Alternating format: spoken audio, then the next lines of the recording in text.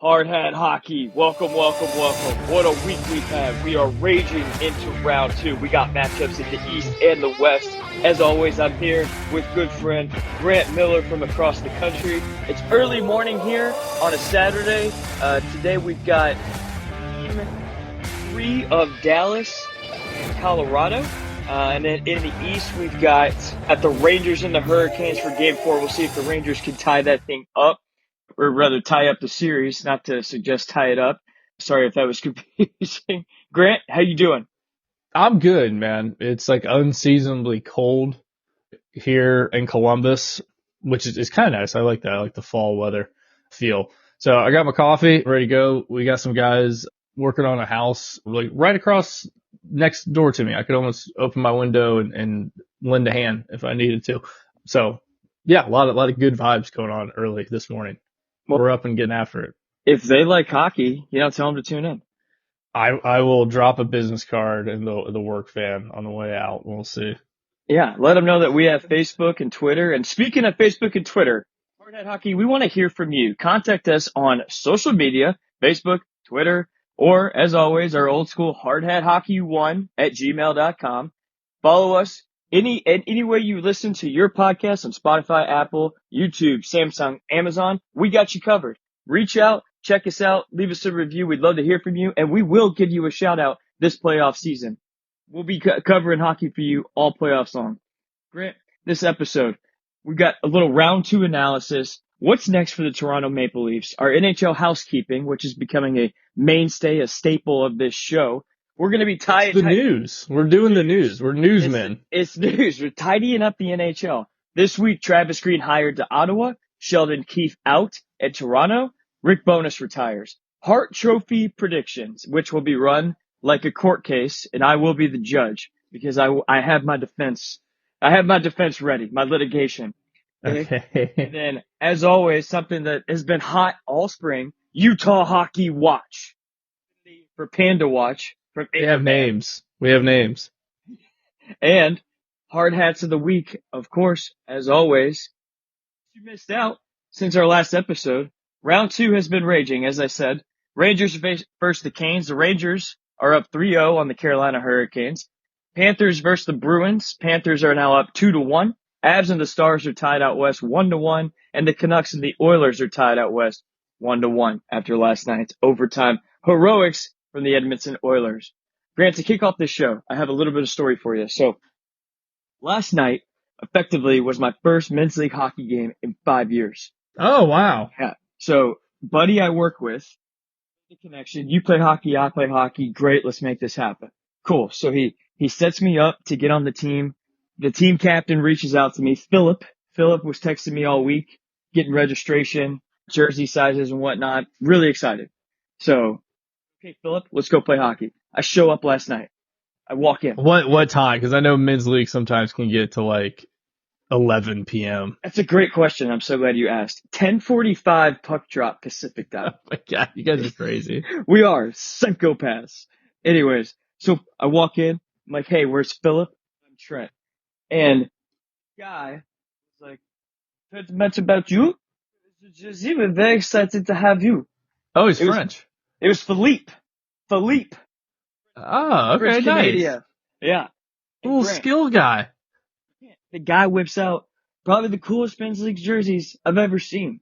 Straight up the Quebec Nordiques. Rocking a Quebec Nordiques jersey last night in a freaking men's league game.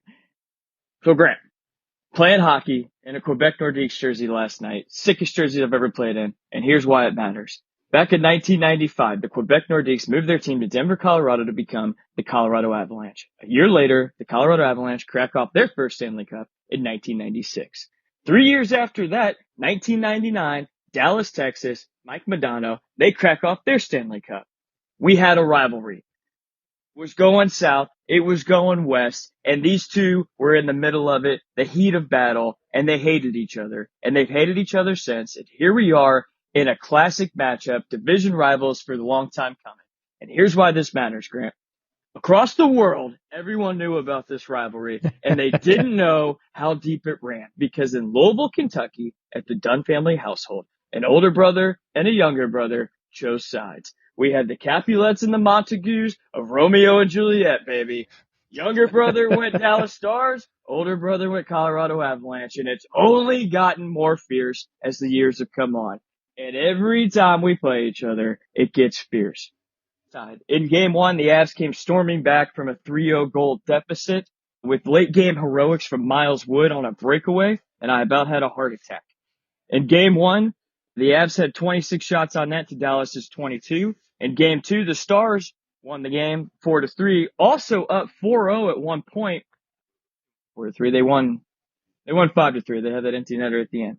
At one point, they were up 4-0. The Avs also came storming back again. It was a little too little too late, and they had 32 shots to Colorado's 31.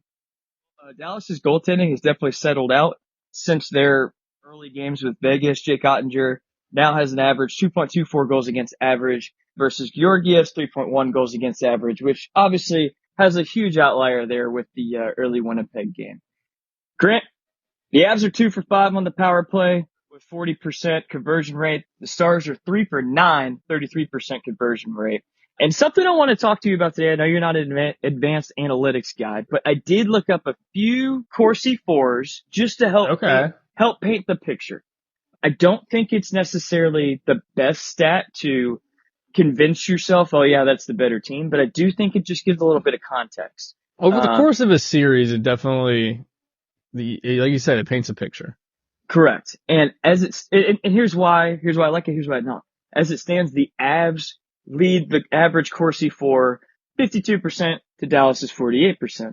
For those of you who don't know, Corsi is essentially a stat that determines who has the most generated action, pucks towards net, either pucks on net, shot attempts, block shots, activity towards the other team's net.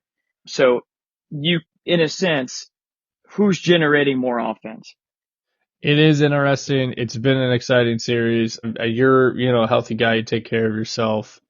If you have a family history of heart problems, overtime hockey might not be for you. Please consult your doctor or a physician before engaging in NHL overtime hockey, especially if your team's involved. So, I'm thinking about you every time the Avs play. It's, from an outside perspective, it's been a great series. There's a lot of good hockey. You can't say that for every series we've had, but we will get into all of that. But it's beautiful to watch. And, we'll throw our journalistic integrity out there. Like, go Avs. Like, I want to see the Avs do this for the sense that I kind of like their team. And, you're my friend. So, big one tonight, man. It's a big one tonight. Home ice. It's essentially it's now a 5-game series, and the Avs have home ice advantage. And it's very that's easy. A good way of looking at it, sure. Exactly. Yeah. It's very easy to get discouraged when you lose, but stealing one on the road was huge. And there was no way this is going to be a short series, and I just have to accept that. I think I've been spoiled with how efficient the Avs have been in their playoff victories. And so I got to buckle up for the long haul here. Grant, I got keys for each team in every matchup analysis today. The keys for the Stars, when they are able to start to impose their will and dominate the game, it comes down to their quick zone exits. I mentioned it a couple episodes ago. If the Dallas Stars are going to find success, it needs to be beyond Miro Heiskanen. Yeah. Chris Tanev and he has a +5 on plus minus. It's the highest on the team. And I think when he goes, the team goes because it gives them that added defensive depth, and their quick zone exits signify that they have not allowed Colorado to possess the puck. Colorado begins to possess the puck, starts to look very eerie for the Dallas Stars, and like a goal is looming. Which leads me to keys for the Avs. Stay out of the damn box. Easier said than done sometimes. 2 delay of game penalties, and I mean, you're shooting yourself in the foot. The first 2 periods, you're killing off 5 power plays. It is very hard to get in a 5-on-5 rhythm, which I believe if it remains 5-on-5, the Avs can maintain an upper hand and support that leading Corsi 4. Hard to maintain, Grant, when you're playing 5-on-4 for massive quantities of the game.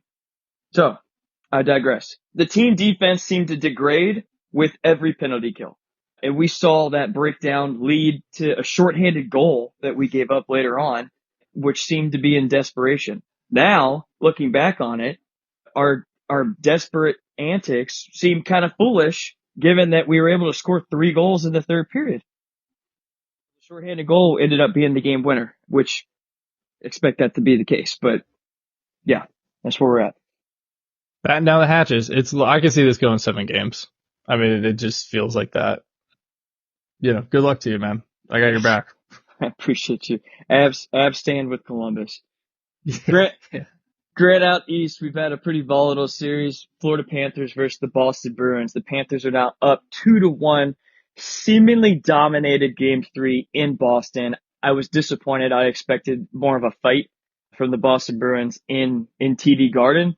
The Panthers have averaged 36 shots per game to the Bees 22 shots per game. The Panthers are 5 for 5 on the power play in this series. The Bruins are 0 for 7. In game 2, there was over 140 penalty minutes. Game 1, trying to convince myself that it wasn't an outlier. It seemed opportunistic from the Bruins, and kudos to them for going into Florida and sealing a victory in a series where they're going to need every win they could get.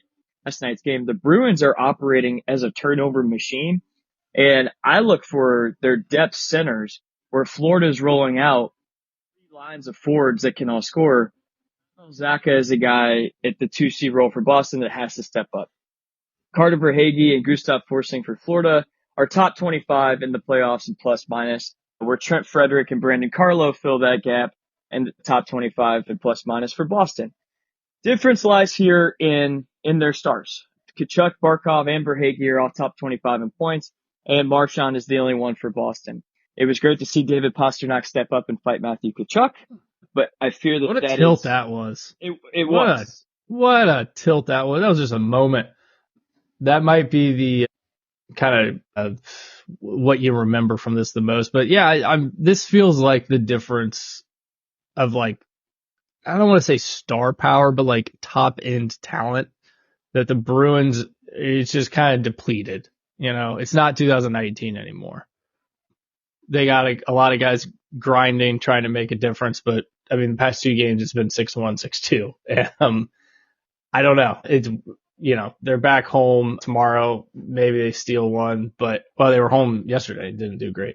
So I don't know.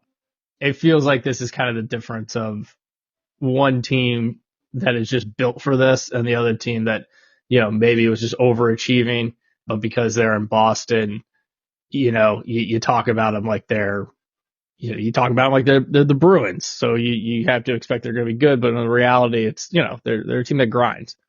So you're going to need my keys for the Bruins if they're going to come back in this series. They need more from Lindholm. They need more from McAvoy and Pastrnak as well. He's got to get on the score sheet if they're going to have any opportunity. Marchand. They got to keep these guys off the score sheet a little bit. I mean, yeah, true. Team defense definitely needs to tighten up. Yeah, I mean, no question. Sometimes it's not. Sometimes it's that simple. Like sometimes you can overcomplicate things. It's like, guys, just keep the puck out of the net a little bit here. Yeah, last night it was 33 shots on goal to 17. That's tough. I think, yeah, the Bruins took 6 penalties and they were 4 for 6. I mean,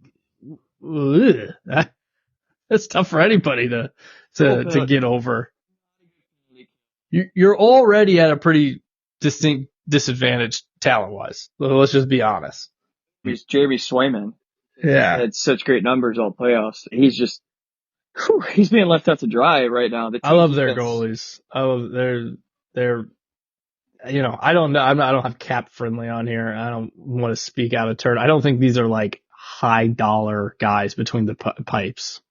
Correct? Like they're not, they weren't getting like Bobrovsky money. I love that Jeremy Swayman's American. We do love that. Love that.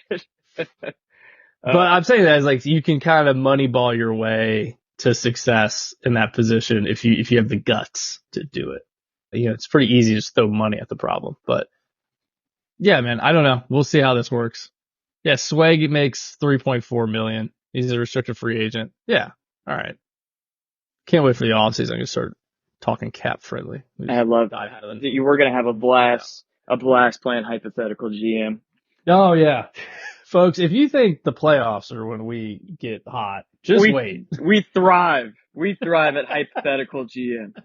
I've been sending hypothetical trades for Boone Jenner to Grant for 5 years. All right. Oh yeah, and I'm still holding on to it. Keys for the He's locked up now. I named my dog after Boone, so he can't leave the city. Story. We're planning on getting a Labrador, and we're gonna name it Lecky. That's a good name. Arteri Lekkinen. Yeah, that's a good one. That's because he's lucky. Common name. So yeah, if Bees are going to come back, they need more from their stars. Lindholm, McAvoy, Pasternak, Pavel Zacha. Team defense as a whole has to tighten up. Keys for the Panthers: stay the course, keep doing what you're doing. So we'll see how it goes. I hope Boston's able to tie it up in Game 4 in TD Garden.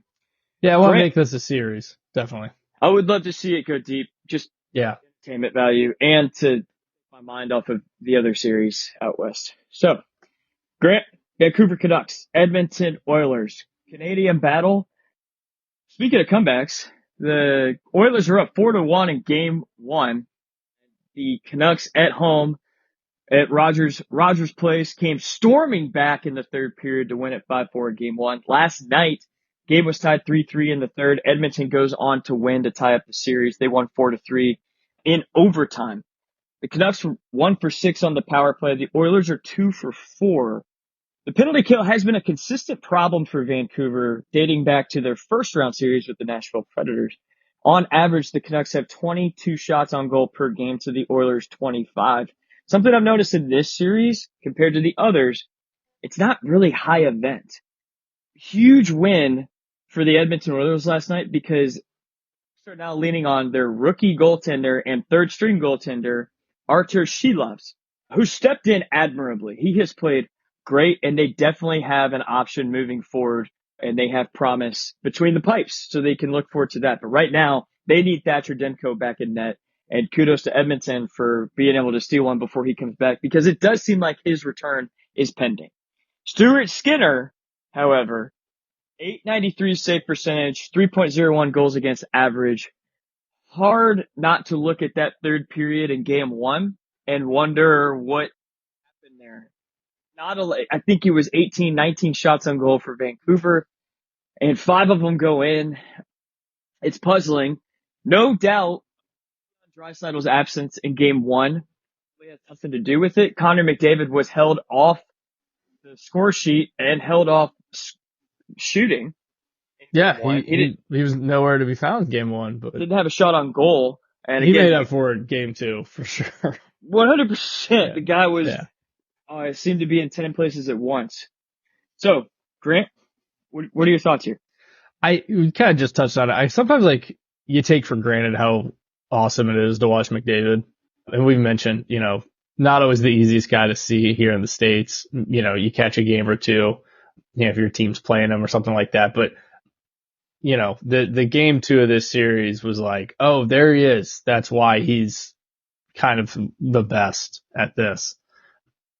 Yeah, this is kind of how I thought this series would go. I know we didn't get to predict too many of these, but it does feel like Edmonton is a wave of just offense and talent and goals and shots, barely down on you. So we'll see if the Canucks have enough in the tank to hold them off. It's going back to Edmonton tomorrow, and then Tuesday. It's gonna be. I'm looking forward to watching these games, but it is one of those I hold on for dear life. If you're the Canucks, I think I could be completely wrong, but something about the Oilers. I'm also I don't know if I believe it. I don't believe it until I see it. Well, I agree, and to your point, so 5 Oilers players are top 25 in the playoffs right now in points. The Canucks, if they're going to win this series, they need to keep it low event as they have. And if the Oilers are going to win this series, they need to keep it high event and generate more shots on goal, basically. I think they can do it. I definitely think they can do it, but we'll see. These are teams that, They play each other. I feel like they just know each other so well. I agree. And Hard Hat Hockey is still on watch for the Vancouver Riot should they lose in the playoffs. I swear, I feel the farther Vancouver goes, the more likely this thing's gonna happen. So we'll wait and see. The keys for the Oilers to win the series, Grant, McDavid cannot be held without a shot. He has to be involved. He has to be on the score sheet. I originally had Draisaitl's health, but he did play last night. And he looked good. Good. And they won the game. So clear difference maker there. They got him on the best pharmaceuticals the Canadian Commonwealth has to offer. It was a la thoroughbred style backside of Churchill Downs. Questions.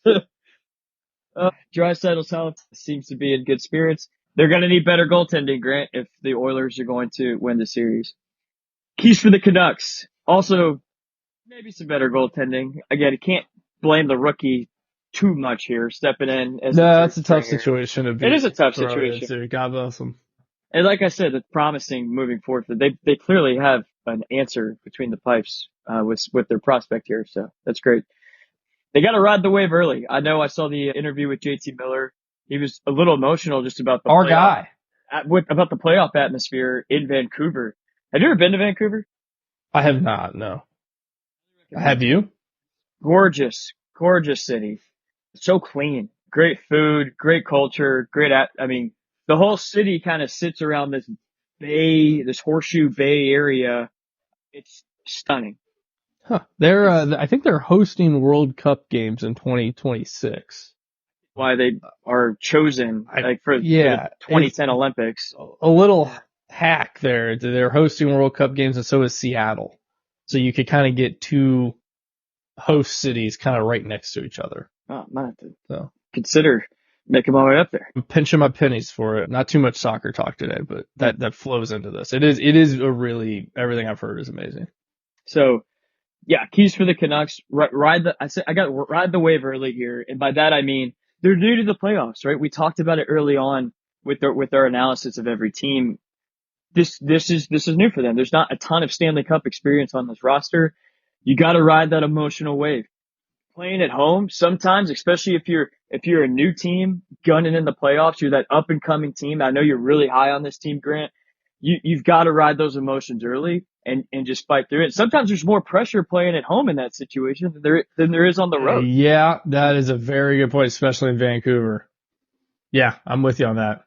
Yeah, especially in Vancouver, since you know your fans are going to riot if you lose. So maybe we should stop talking about it and let these guys ease up. Yeah. Okay, we'll look out for that. Grant, let's go back out east. And I was going to say probably the worst series. It's so interesting, and I go back to the Corsi 4 here with the New York Rangers versus the Carolina Hurricanes. So just stats out of the gate. So the Rangers have averaged 29 shots per game. The Carolina Hurricanes have averaged 43 shots per game.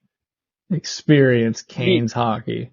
The opportunistic Rangers have been 4 for 13 on the power play. And here lies the difference. The Carolina Hurricanes are 0 for 15. The Rangers penalty kill, 93% kill rate. Hurricanes 70. Right, so clear special team execution differences there.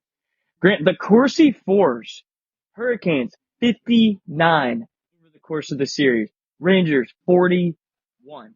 And I bring this up because that used often by guys who loves analytics, but it doesn't always paint a clear picture. You would look at these stats and think, oh my gosh, the Raiders have dominated the series. They're up 3-0. So fast, my friend. Hurricanes, you're sick if you're a Hurricanes fan. And I know we all hate to see it because we love Rob Brindamore. This is who the Canes are though sometimes. Like you just kind of hit a wall. And sometimes that wall is, the Rangers PK, but it's 3-0. Like it doesn't matter what the Corsi says, what the flow of the game's been, what the tilt of the ice kind of feels like. It's 3-0 right now and your back's against the wall tonight.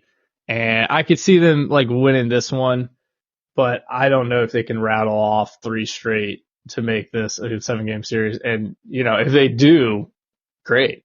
More hockey to watch. I'm not going to complain, but this is just kind of, this is two, I don't want to say distinct styles, but the Canes are who they are, and then the Rangers just have guys that make shit happen, and they're really good at that. And we're seeing Lafreniere. I really went for it with that name pronunciation, but we're seeing him on the score sheet. We're seeing him kind of come into his own. And this was like a guy who was like almost Connor Bedard level excitement when he came out, and then took him a little bit to get going, but he's finding his footing at the best possible time.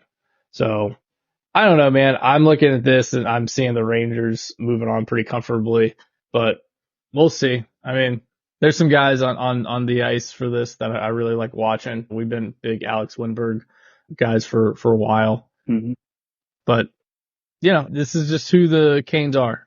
And we kind of mentioned this like early on. It's like, if you're a Canes fan, like, what are you getting out of this? It's puzzling. The 0 for 15 on the power play is the clear. That's soul crushing evidence, right? If you can't even look forward to getting a penalty power play, which I get it. The Jackets as an organization have been good on power plays for one half of the 2016 season, and I've been chasing that high ever since. That was probably the happiest I've ever been in my life, because I was like, oh my God, I get why people like power plays. You score goals. They gotta execute. Their stars gotta execute, and I wonder, after the series is over, this assuming the Carolina Hurricanes lose, how they move forward. Because it seems, I mean, they got swept last year in the second or third round. Yeah. And we had those, remember the last year, Rob Brendan first interview was kind of odd. He was like, yeah, we got swept, but it didn't feel like we got swept. Well, that is everything with the Canes, is like when they lose, they still have like 52 shots on net, and you're like, I don't know what else we could have done. Gotten 55 shots on net. Wonder how they move forward. Do they just watch repeat? I mean, they've got a great team. What do you even change at that point? It's puzzling. It's the style of play is so built into the DNA of the organization at this point, because we've seen Canes teams like this for like the last like 5-6 years. That's a long time in hockey. Right. So if you are going to quote rebuild, you really got to commit to a rebuild, and that's not easy. And I don't know if it's terribly necessary. Like I don't know. Do you just keep this going and be like, hey, we'll always be in the playoffs. We'll always be in the playoffs. If that's what you're going to tell your fan base, and just say, I don't know if it's going to be pretty. If you're cool with Aho kind of being like the star, you're not going to get like a Panarin. Like Artemi Panarin does not fit into what the Canes do. And just the way the market is, the way the draft lottery's, rigged. I'm joking when I say that, folks, but like, you're not going to get that guy, but you can get a Sebastian Aho, and you can, just dump a ton of shots on net and have a decent, time watching your team play. But you're going to hit a wall, and as long as you're okay with that wall, which you're not, but like, I don't know. I wish my team was still playing, so like, the rebuild concept for this team is puzzling to me, because I don't even know where you would begin with a rebuild. I don't know what you would change. And we'll dig into it in the offseason. Keys for the Rangers. We said this. They're gonna rattle off 4 straight and make us look like idiots. Right. Keys for the Rangers are close it out. I'd like to see them tighten up chances against, as the numbers suggest. I mean, they're crushing Corsi 4 and shots per game, but are obviously up 3-0, so they're doing something correct. But I would like to see them maybe minimize some of those chances going into the Eastern Conference Final against either Florida or Boston. And for the Canes, keys here, if you're going to come back, you got to dig deep. You got to execute. That power play number has got to change. If it doesn't, Canes are going back to Raleigh. So, as in the golf courses in Raleigh, not as in home ice. So, I can't even fathom the Rangers sweeping this series. I got to think Hurricanes are going to get one. The Rangers are undefeated in the playoffs right now, right? Is anyone else noticing that? They might be sick, dude. Rangers might be sick. Is anyone else like that elephant in the room? They haven't lost a game yet. Winning breeds winning. That's all they know. Like they're down in the third period and they're like, wait, this isn't what we do. We usually win this. And then the puck finds the back of the net. And Boston Bruins fans cannot stand what's occurring in the Eastern Conference right now. Okay, Grant, let's tidy up the home, Grant. It's NHL housekeeping. Everyone's segment, everyone knows, everyone loves it. As just a quick softball here for you, this is how we'll start it. Rick Bowness, retired from the Winnipeg Jets, longtime coaching tenure in the NHL, former player of Winnipeg, known and loved commodity in the league. He's a legend up there. Grant, we wish him well. Anything you want to add for Rick Bowness? No, he's a legend up there, and I'm a big fan of his tenure. Okay, Grant, for the first time in hardhead hockey history, welcome to the court. All rise. Trophy nominees are Nathan McKinnon, Nikita Kucherov, and Connor McDavid. Many Toronto fans are very sore that Austin Matthews is not on this list, as they should be. Yeah. He scores 69 goals. I'd be upset too. But here's what I've got, Grant. Nathan McKinnon, this is his trophy, and here's why. He has the most ice time per game of all three of these nominees. He has played the most games of all three of these nominees. He has the most game-winning goals. He has the most overtime goals. He has the most even strength points. He has the most even strength goals. He leads that category by 10. He has the most shots on net. And this stat is something that many people like to focus on for the Hart is how effective are you for your team? How important are you for your specific team? Nathan McKinnon has scored 16% of the Avs points this season. The next closest is Nikita Kucherov at 15.5%. Grant, I rest my case. Yeah, you lay out a pretty great argument there. These are all regular season awards. So they're correct. Like that's how this is like set up voting wise. So like McDavid could go like on a run here and it technically is not supposed to affect the award. Am I right in saying that? Yeah. That's because that's the whole purpose of the Conn Smythe. Yeah. Which we love that one. Yeah, you make a great point. Kucherov leads on points. McKinnon still has more goals than anybody. I mean, like, yeah, McKinnon should win it. I think he's the best. I could see Kucherov sneaking in here though.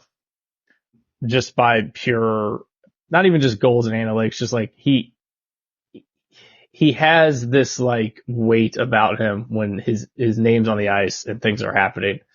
Maybe you get a little bit of that East Coast bias, even though it's in Florida. It's not really East Coast. It's not like he plays for the Rangers or something. But I think if I'm the pessimistic kind of person looking at the league, I could see them going with Kucherov. But I don't disagree with anything he said about McKinnon. And I think McDavid's more than name recognition, but I think Matthews should have been in there over him. So I don't know. Which is hard to fathom. You're looking at these three names yourself. Okay, so we put in Austin Matthews, and there's only three nominees, right? So who are you? Which is tough. Yeah, I mean, someone's gonna be because if you add okay, you bump up to 4, then like Panarin's there, and he's like, well, I should be. I mean, he's had an amazing season. So like, I don't know how you look at these three and try to really cut and paste it too much beyond exactly kind of what you said, that like McKinnon's doing the most for his team.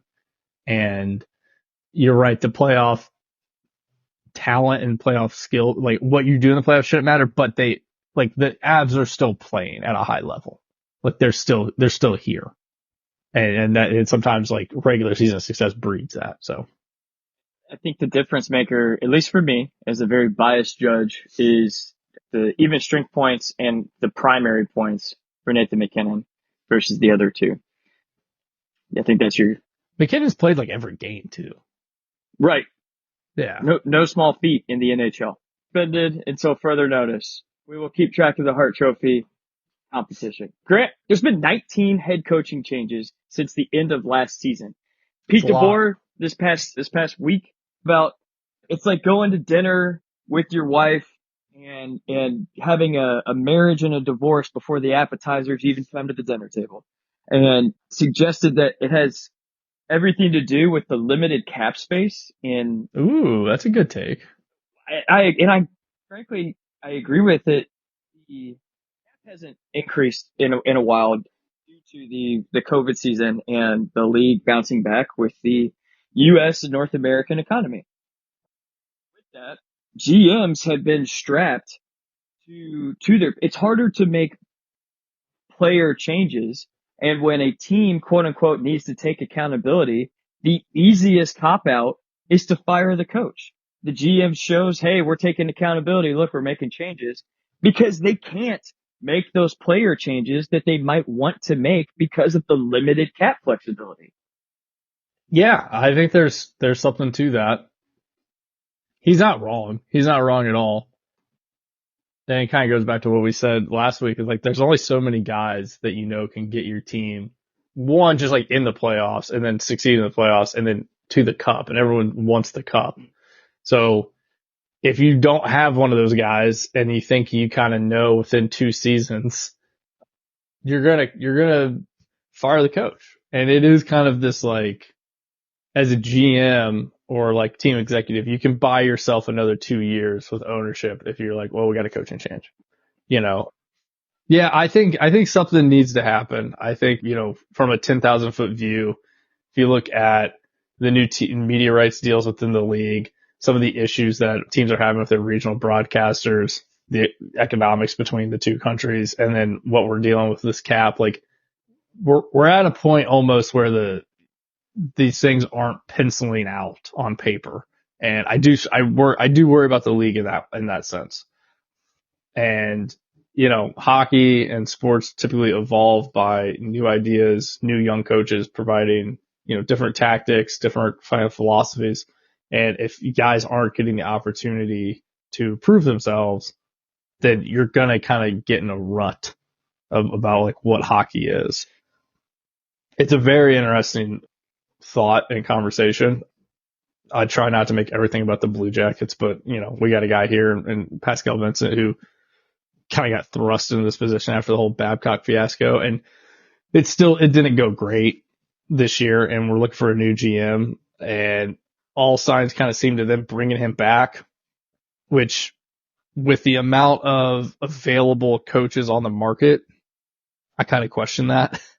I think, ideally GM comes in there, matches up with a coach that he likes philosophically and kind of get on the same page and then take off. And if you bring this, Pazzi back, I wonder how much, they'd be on the same page. And, maybe you got to interview for it and he's the guy for the job. But from what we saw last year, it's tough. And it's tough for a lot of organizations right now. And that's why we're seeing so much turnover. Someone who is enjoying the opportunity of the coaching carousel in the NHL is Travis Green. He was just hired for the head coaching position at the Ottawa Senators. His track record, he coached 335 games with the Vancouver Canucks in 5 seasons, 1 playoff berth the COVID year. GM of the Senators, Steve Staios, goes on to say Travis has a burning desire to win, is passionate about teaching, and holds his players to a very high standard. Senators are in that period with their younger players, Brady Tkachuk, Josh Norris, they got Jacob Chitrin now on the blue line, Thomas Chabot, where it's time to stop playing around. We've developed long enough, and it's time to yield results. Something I heard about Travis Green, that his training camp notoriously just as hard as John Tortorella's, which is why he's had such early success early in regular seasons. Ooh, that's interesting. That was interesting. Yeah. So, yeah, we'll see how it works out. I mean, he's a longtime player, played for the Islanders, played for the Ducks. Yeah. A lot of coaching experience here too. So hopefully he can get the Senators turned around. I think one of those coaching moves that supports our theory of the changing of the guard that we will see next season with so many new teams are going to make the playoffs. I am sure of it. It's going to be massive turnover from this season to the next. Hope so. Yeah, the Sens have been like a team that you've looked at for the past few years. It's like, oh, they're really tough to play against. But at a certain point, you have to take that step from being like a tough team to play against to a team that just wins. 100%. Yep. Not so bright passages over in Toronto. Went on to lose. What happened? They lost Game 7, Grant. They lost Game 7. Shucks. It was a movie. It was a I'm movie. sure they'll get over that hump next year. Nothing suggests to me that they won't. Sheldon Keefe was fired at Toronto. Surprisingly, I like Sheldon Keefe. I do too. Yeah, I'm not laughing about him losing yeah. his job. I'm just Toronto in general. I'm sorry. No, I don't want to laugh at him. That's not what I was getting at. The leadership press conference. I think the more shocking piece was that Brendan Shanahan, who has been with this team for even longer since Sheldon Keefe was, he had a 5-year tenure in Toronto, has the confidence of the ownership. Keith Pelly, CEO of the team, 0 questions about Shanahan's leadership or GM Brad Treveling. Brad Treveling probably gets a little more of a pass. It's only his second season since Kyle Dubas's departure from Toronto to Pittsburgh. Brad Treveling steps in. So it's not really his guys yet. It's not really his core, but Brendan Shanahan's been the team president now for a long time. And a lot of people have pointed to his direction here. Some drawing parallels to his playing career, and that it took him years with the Red Wings until he finally got his first Stanley Cup. So I think that's maybe just hopeful Toronto fans trying to grasp at straws here. It's a little different just in nature, but I see where their head's at. How long he's been there since what, 2009? Oh, he retired in 2009. Sorry, 2014. So as long as they've been kind of like, yeah, okay, that makes sense. He's been there since they've been this iteration of Leaf.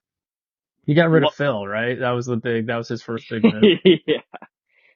Brendan Shanahan. Who did he replace there? He replaced somebody who was like kind of insane.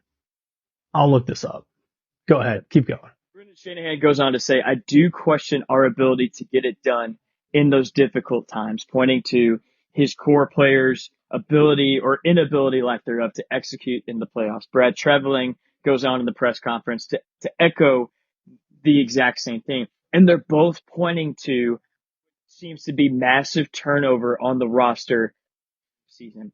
And I think that's what everyone is expecting. But Grant, there's a problem. Bertuzzi and Domi are becoming unrestricted free agents. People want to see the core shaken up. Nylander, Marner, Austin Matthews, John Tavares, and Morgan Riley leadership is suggesting some big shakeup. Grant, they all have no movement clauses. So it's not you're not coming to the table in an advantageous position if you're Toronto's leadership. For those of you who don't know, a no movement clause essentially dwindles your ability to get full value in a trade because the players have to agree to a trade and will submit the teams that they're willing to even negotiate with. And the other teams know that, so they don't have to pay market value for these players. The Leafs are already in a losing position. Yeah, people are really not happy with Marner's performance, and he's the one. I mean, I feel like I've been reading like hypothetical places for Mitch Marner for like 6 years now.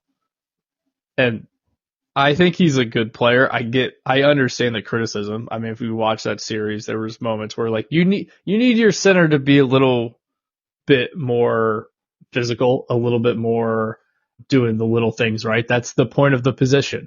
You can't just hang out, on the wing, wait for service. You got to be the one to do like a lot of the dirty board work or, get back on defense. Like it's the most difficult position for a reason. And, we know he's a talented guy. He's not a kid anymore.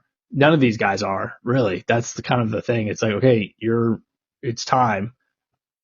I don't know. I mean, like, I thought it was very interesting. Like we said, like, he's like, I just don't know if this is the squad. Well, it's like, that's a question you needed to be asking 4 years ago, right? I mean, this kind of is what it is. So, yeah, maybe, I mean, if Domi kind of moves on, he's just, he's one of those just NHL veteran travel guy. I mean, he's been everywhere, but I don't know. I every year it's like, okay, well, the Leafs are all skill, so we need to get some like muscle on this team. So then they bring in some guys that can kind of like, grit and grind and take the body. And that doesn't work. And then it's like, well, we need guys who can, to be a little bit more dynamic. So then it's like, what? Maybe it is the coach. Maybe it is as simple as who's behind the bench. It's not an easy market to be like the guy in, because you're going to hear about your issues every week. There's not a moment where it's like, hey, it's the dog days of winter. We get it. Get the guys right. It's like, no, like every night is a playoff game in Toronto. And it takes a special kind of player to play that. It takes a real special type of coach to do that. So I'll be watching this pretty intently because I'm interested in it, but it's going to be really difficult to do any big roster moves there.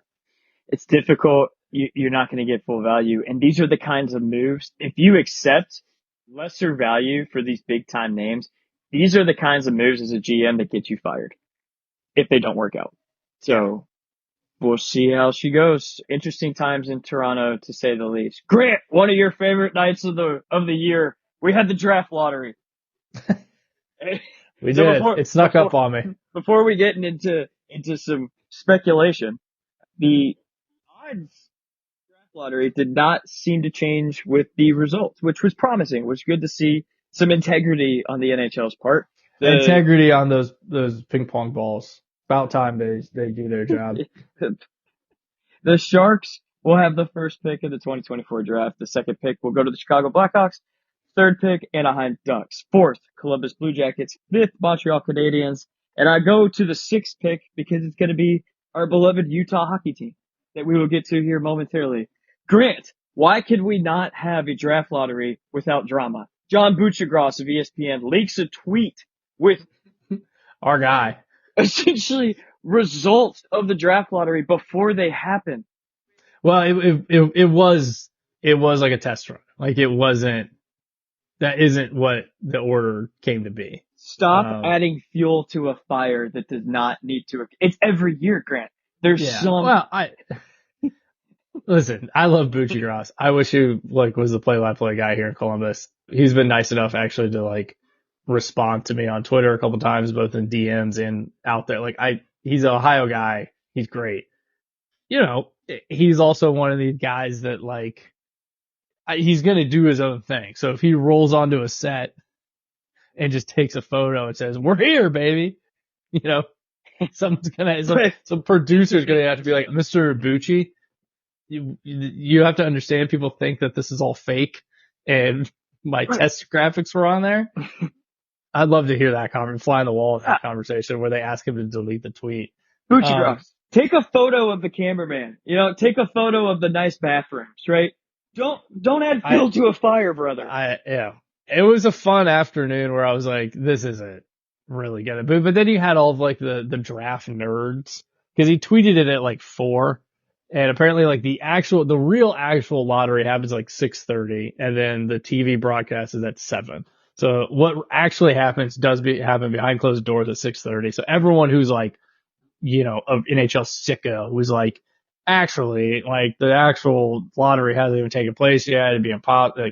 It's okay, I get that, but this is objectively hilarious. The Sharks, I think this is the first time the Sharks are picking first overall. I think. And they have the 14th, number 14. Yeah, pick. So a lot of Jackets fans here, we're kind of a sensitive bunch. We never got to play outside until this year. We don't really get on national TV often at all. Yeah, there's a lot of insecurities here. A lot of people are like, "Oh, you never won a lottery." The Sharks have been in the league much longer than us, and this is the first time they're getting a lottery. It is hard to be the number 1 overall pick. And that's why people get so bent out of shape when you see Edmonton was up there every year. So we're not entitled to anything. We've also I don't think we've ever had the best odds either. So you got to really lose to win. So we're not going to move up from 4-1 because most teams don't move up from 4-1. It's incredibly rare. So we'll see if we get somebody. It sucks when the draft isn't really that big of an event, and no disrespect to the kids coming out this year. It's just different from last year. It's a different draft class. It doesn't have quite the pedigree, but still an opportunity for our, again, changing of the guard. I swear it's going to happen. The Ducks too. They're going to be scary. They've got a lot of good young pieces. Well, they're doing this rebuild right. They're letting their young players just stack minutes. And they're just letting them flourish. Yeah. And they're putting all the weight on them and just letting them fly. I'm really jealous of what they're doing. And they're about to get another top 5 pick. Look Yeah. out. Look out. Hey, Grant, we all want the Jackets to do well. It'll come. Thanks, Trent. Grant, Panda Watch. Utah Hockey Watch. So generously shared with me this week, Smith Family Ownership Group in Utah has launched its first fan survey for its new name, listing 20 options to include a few of them here: the Fury, the Yeti, the Canyons, Blizzard, Venom, Caribou, Mammoth, Black Diamonds, Squall, Hive, Nears. What's decided before we pick our favorite names? That they will be wearing a generic Utah jersey for the first season, i.e. Washington football team. I hate it. I wish they would hurry up and get a brand, and I don't know what the holdup is, but Because there's only like 2 places, there's like the distribution and creation and manufacturing of like hockey sweaters and stuff has become just like a logistical nightmare with Fanatics. And there's not as many companies out there doing this stuff. So like sure. getting a product ready and rolled out takes like legitimately 2 years at the earliest. So even if we don't have jerseys with brand or a logo on it, like at least have a name.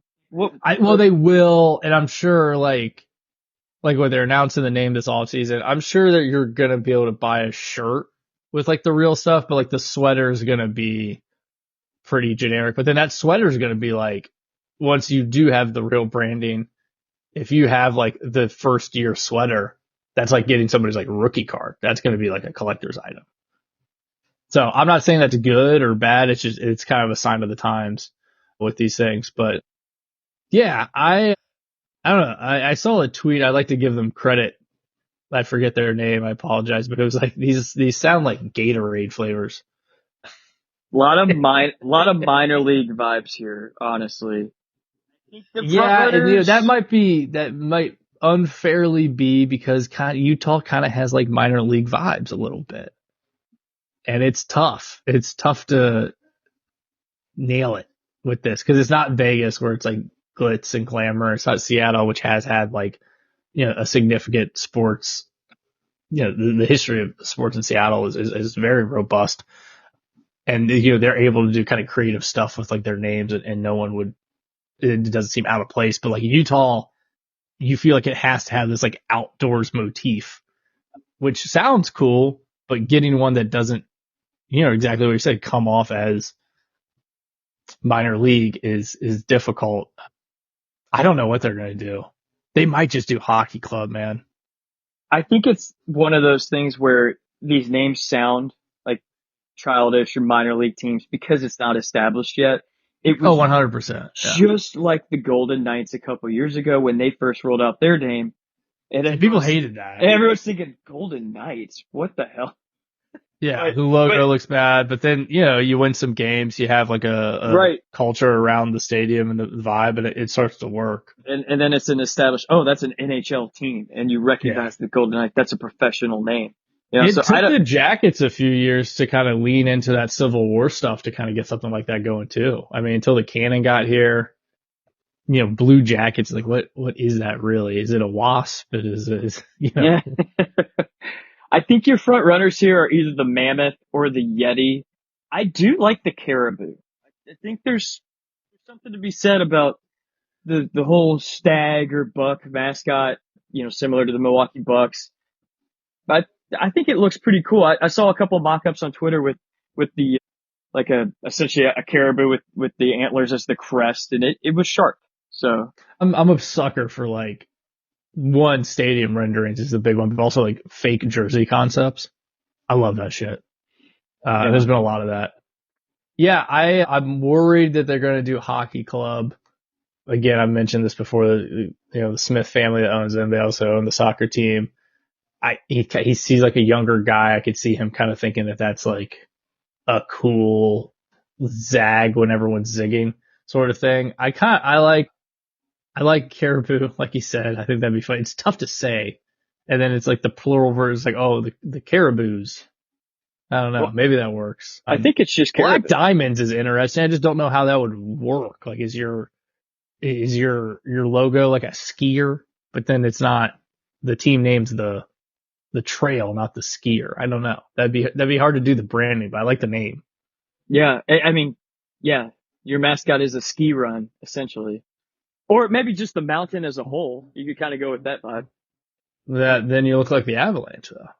That's a good point. That's a real good point. Kind of look like, yeah. It's like, we're playing the Avalanche. I hope it doesn't ruin our black diamond. Oh, it will. That's what the They Avalanche does. roll out a logo concept and it's an A with like a swirl like in front of the A. Like, okay, this is what we came up with. Yeah, but it's an A for ace and like black diamond, and it's like a card, and it's like gambling. Well, you can't gamble in Utah. Straight up stole the logo crest. Yeah, it's just everybody. Trey, do you know what the other name for the Blue Jackets was going to be? Like the other name that they considered? It was the Columbus Justice. I'm glad they didn't go with that. Ohio, yeah, and I think it was going to be Ohio. I think like the ownership group like really put their foot down to be like, no, it needs to be Columbus, because I think the NHL wanted them to be Ohio because there's no other team in Ohio. But yeah, thankfully cooler heads prevailed and they did it. Yeah, there were some other names in there that those were the two. Columbus Explorers, like Christopher Columbus was in there. The minor league team that existed before the Jaguars was called the Columbus Chill. And they had great branding. It was really cool. You still see a lot of Chill jerseys at games sometimes. I wish they would have just like somehow kept that. But yeah, That's cool. I like where we're at. I kind of prefer the Cannon logo over the star and the state logo, but Blue Jackets is actually worked out pretty well. And whatever Utah decides, I'm sure, if the fans get behind it and it's a vibe, it'll be fine. I've always had an affinity for those ECHL team names. Like I went to a Greenville Swamp Rabbits game. Oh yeah. That's a cool, and they played the Savannah Ghost Pirates. So yeah, no, the East Coast League is doing great things down there. The Orlando Solar Bears. I love the Solar Bears. That's so fun. Yeah. So fun. We had the Dayton Bombers growing up, which was a really cool. Like it was pretty generic, but it just plays with like the Air Force. You know the Air Force, Trent. The Bombers, baby. Bombers, baby. Yeah. R.I.P. to them. They killed it. Time to get to the hard hats of the week, the tradition of this podcast. We now have multiple traditions. We're starting to write our own little history here, Grant. Look at us. The hard hats of the week are sponsored by Leroy's Bar, located in the heart of Worcester, Ohio. Leroy's establishment has provided cheap pitchers and a safe haven for blue-collar workers alike since 1969. Leroy's can be your hockey home for all of the NHL playoff action. Drink responsibly and drive safe. Grant, the honors, you want me to start? I'll start because I'm sure you got better ones than me. I'm taking care of my guys this week. Guys that I've just been following along and they're keeping me going in the playoffs. I come here every week with my coffee ready to put in a big performance, but it's hard watching playoff hockey when your team is so far away. So my individual guys that I just love watching, first one of those, JT Miller, Ohio guy, got some slack past couple of years. He signed a pretty big ticket out in Vancouver and it wasn't going terribly well, but he's out there. He's doing his thing. He's doing JT Miller stuff, chirping guys and doing his job. And he's my third. Number 2 for me is, I mentioned him earlier, Lafreniere. I remember kind of hoping that maybe the lottery would bounce out differently. It was that weird COVID lottery. Maybe the Jackets had a chance, but they stayed in the bubble and kept winning. But he was such a big draw that there was a little bit of conversation of maybe it'd be better to lose out and get a shot at this guy. And he kind of struggled early on in New York, but he's a guy that I really like watching, and I hope he continues to have success as a next generation of young player. And then my number 1, I mentioned him earlier in Boston. Give me Swayman. We'll see. We'll see if they have it, but I kind of liked everything I've seen of him the past couple of weeks. A good goalie. Goalies are kind of weird. You don't really want to fall in love with a goalie because they're fickle and they'll lose their edge. But when you got a guy that you kind of like watching, it does make the things a lot better. So those are my 3 guys. Goalies are weird. They're weird. I struggle. I would never buy a goalie sweater. Even when Bob was really great. I love Elvis too, but it's Goalies are weird, man, and you got to be kind of ruthless in this game, and you got to be able to move on from a goalie.